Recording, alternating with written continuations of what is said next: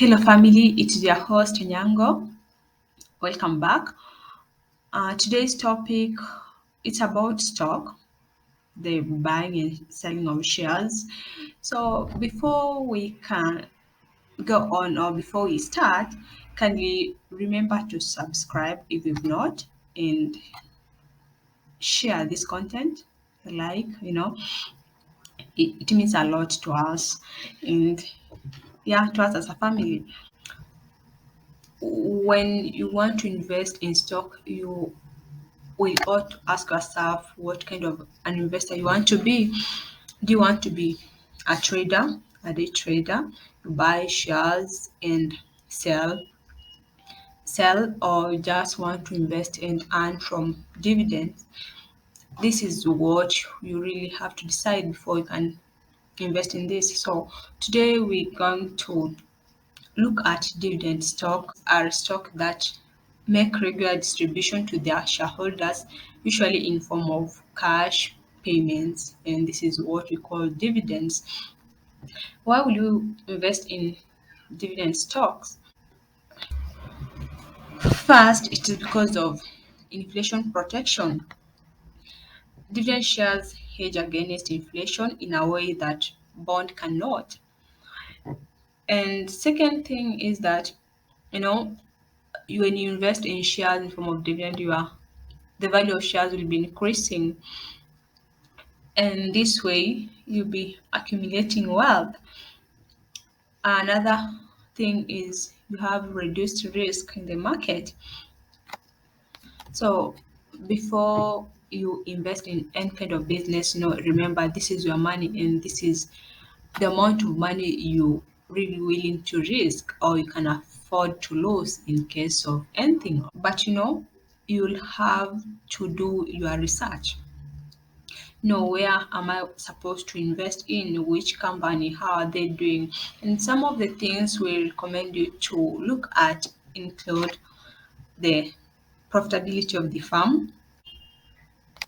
Try to look how the farm has been performing, and more preferably you advised to consider a profitability level between 5 to 15%.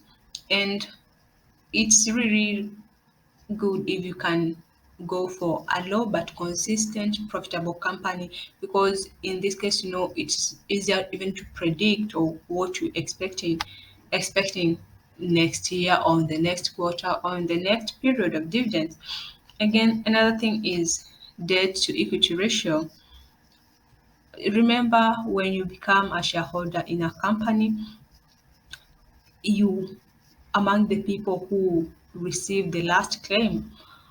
In case of anything, you're really the last people to be serviced. So when a company has a high debt, much of its fund will be geared or channeled to service the debt at the expense of the shareholders' dividends. So you may receive very little dividend or sometimes not, because the debt has to be serviced, before you. Another thing, look at the cash flow generation of the company. A strong cash flow is a good indicator that the company is doing well, and so you are advised to look at this item too and look at the trend, how the company is doing. You know, it's not of less importance to look at the broader area, getting the trend, how the company has been performing and how is this supposed to perform will really help you in decision making and really guide you a great deal. Another thing we need to look at the earning, price per earning ratio. A low price per earning ratio is required. Another thing is the dividend ratio. In any company, if you are an investor, you always look at a company that is offering a high dividend ratio. When dividend ratio are decreasing, or if your company is reducing the ratio or the rate at which you are you are receiving dividend, then it's definitely no, it's not a good indicator, because this is a signal that the company may not be performing, it's struggling in some way. So it's all the dividend payout ratio also is a good indicator. So you ought to consider all these. And remember, bear in mind that these things or these ratios are generated or calculated by human, so they are subject to manipulation. So when you're doing your analysis, try to consider the wider area. Try to see how genuine these things are, so that you really don't end up on the bad side. So after you've done your analysis well and you really feel like at this point you can take a step ahead and purchase shares, here is how dividend stock works, or the process. First, we have the announcement date. This is also the declaration date when the board of directors of a company announce the next dividend date. Next, you have the ex dividend date. This is a very important date for you as a new entrant in this type of investment. You must buy the stock before the ex dividend date in order to be a stockholder of a record and thus be eligible to receive dividend for the next period. So if you buy stock on or after the ex dividend date, you not receive the dividend because you not be in the record. So all stockholders who are on the company's its book has the record date are entitled to receive the dividend. So you need to be sure that you've bought stock before. The process of buying dividend paying stocks is not different than that of buying any other stock. You can use a full service broker or a discount broker or an online broker to do this. If you do not already have a brokerage account, then you will need to complete the firm's new account application and then deposit a minimum amount of the funds to cover the transaction you need to make.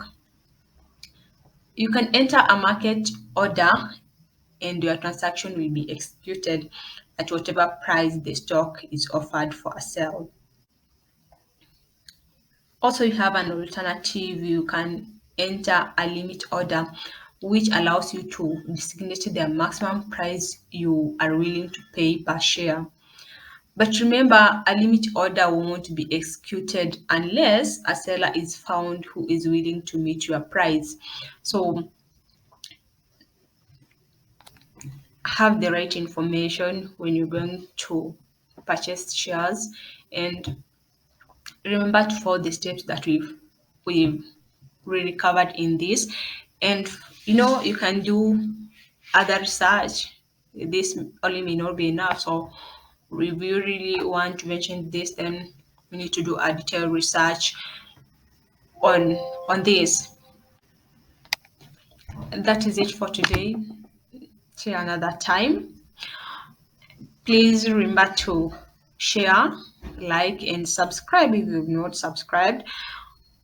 On the comment section, we will wish to know what other topics you will want us to cover, and then we definitely do that for you. Like for this, it's someone who has been viewing this, and he recommended that we can do this for some of us. So please share, like, and let's achieve that big goal. Bye.